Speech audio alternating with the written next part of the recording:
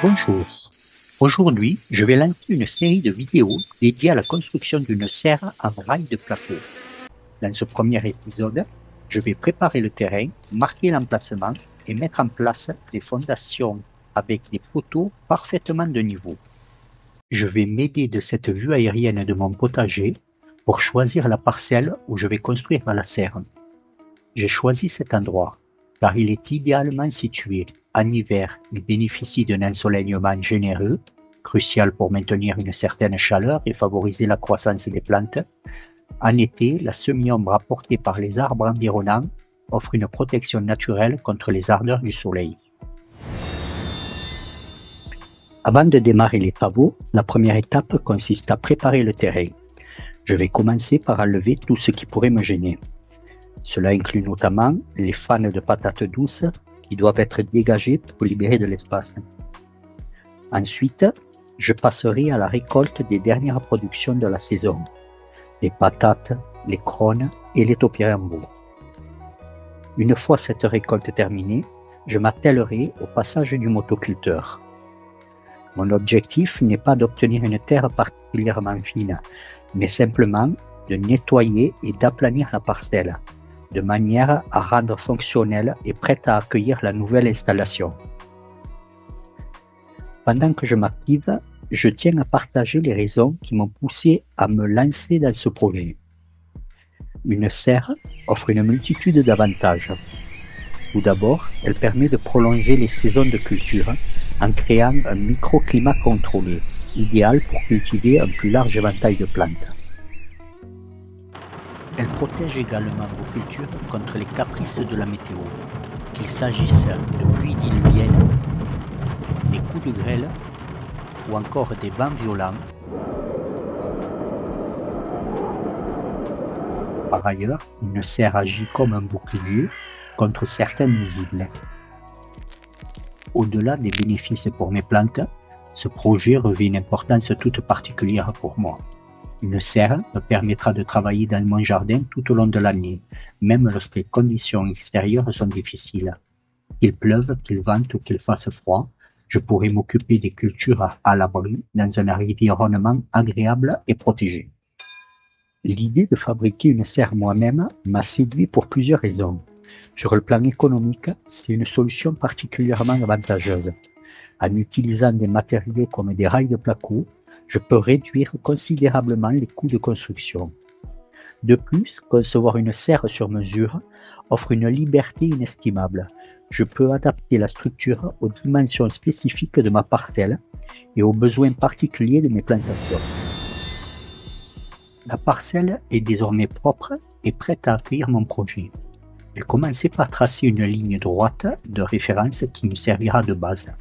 Mon objectif est de dessiner un rectangle avec des angles parfaitement droits, ce qui est essentiel pour garantir la stabilité et l'esthétique de ma future serre. Pour cela, je vais appliquer la méthode simple et efficace de la règle du 3-4-5. Sur ma ligne de référence, je mesure précisément 4 mètres à partir d'un point de départ et je marque cette distance.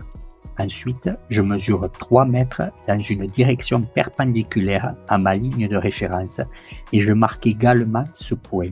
Pour confirmer que mon angle est bien droit, je mesure la distance diagonale entre ces deux points. Si elle est exactement de 5 mètres, cela valide que mon angle formé est un angle droit.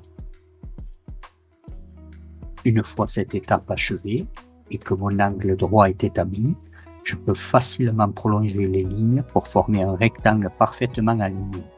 Comme ma serre mesurera 5 mètres de longueur sur 4 mètres de largeur, je veille à reporter ces dimensions avec soin pour que les proportions soient justes et que les côtés soient bien parallèles.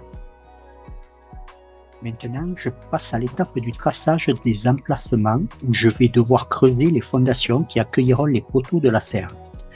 Pour une bonne stabilité, je vais espacer les poteaux d'1 mètre le long de la longueur de la serre. Comme celle-ci mesure 5 mètres, il y aura 6 poteaux au total. Je répète ensuite ce même processus sur l'autre côté de la serre pour que les 2 rangées de poteaux soient parallèles et symétriques. Avec ce traçage précis, chaque poteau aura sa place clairement définie, ce qui facilitera le creusement des fondations et garantira une structure bien alignée. Sur les deux largeurs extérieures de la serre, je vais également implanter un poteau au milieu pour renforcer la structure et assurer une bonne stabilité. Étant donné que chaque largeur mesure 4 mètres, le poteau sera positionné précisément à 2 mètres du bord. Après avoir joué au géomètre, je vais maintenant passer aux choses sérieuses, creuser les trous pour les poteaux. Pour m'aider dans cette tâche, je vais utiliser une tarière adaptable sur perceuse. C'est un outil peu coûteux mais extrêmement efficace. Celle que j'ai choisie mesure 60 cm de longueur et 8 cm de diamètre. Elle fera parfaitement l'affaire pour ce travail. Avant de commencer, j'ai pris soin d'enlever le cordeau qui m'avait servi à positionner mes marquages, pour éviter qu'ils me gênent pendant le forage. Une fois prêt, je place la mèche précisément sur le premier emplacement marqué. Dès que je commence à forer, la tarière pénètre facilement dans le sol. À chaque fois que le pas de vis est rempli de terre, je la ressors pour bien vider et nettoyer le trou. Pour bien illustrer la méthode, je vais vous montrer en temps réel.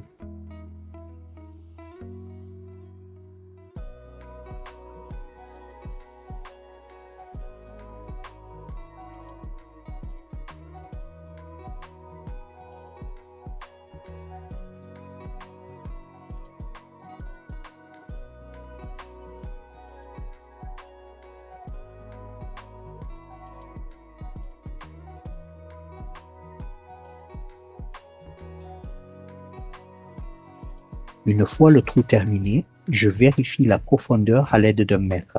Résultat, un trou impeccable de 60 cm de profondeur. Étape suivante.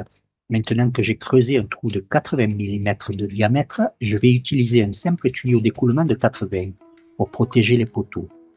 Ce tuyau servira à isoler les poteaux du contact direct avec le sol, ce qui aidera à limiter leur corrosion et à prolonger leur durée de vie.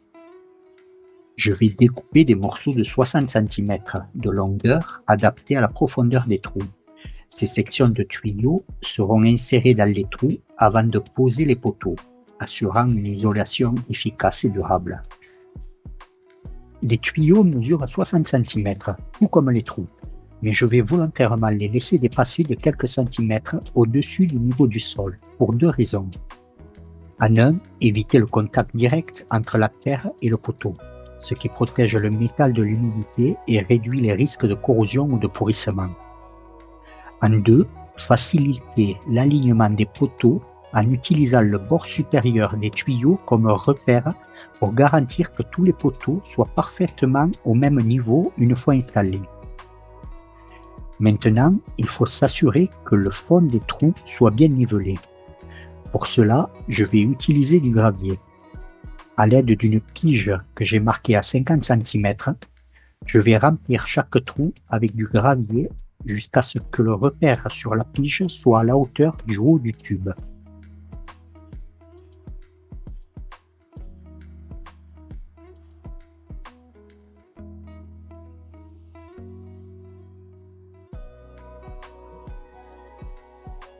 Cette méthode permet d'obtenir une base stable et uniforme pour les poteaux tout en garantissant un bon drainage, ce qui contribuera à leur durabilité de l'installation.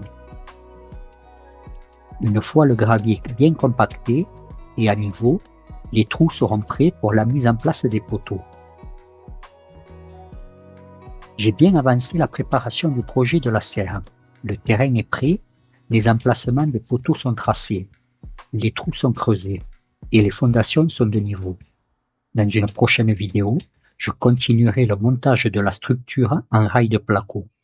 Voici un petit aperçu pour vous donner envie de découvrir la suite. Vous me verrez installer les poteaux et commencer à assembler les premiers éléments de la serre. Merci d'avoir pris le temps de regarder cette vidéo, ça me fait vraiment plaisir. Mais ce n'est pas la dernière. Une nouvelle vous attend probablement la semaine prochaine. En attendant, merci encore de votre soutien, votre enthousiasme. Prenez soin de vous, restez curieux et à très vite pour la suite.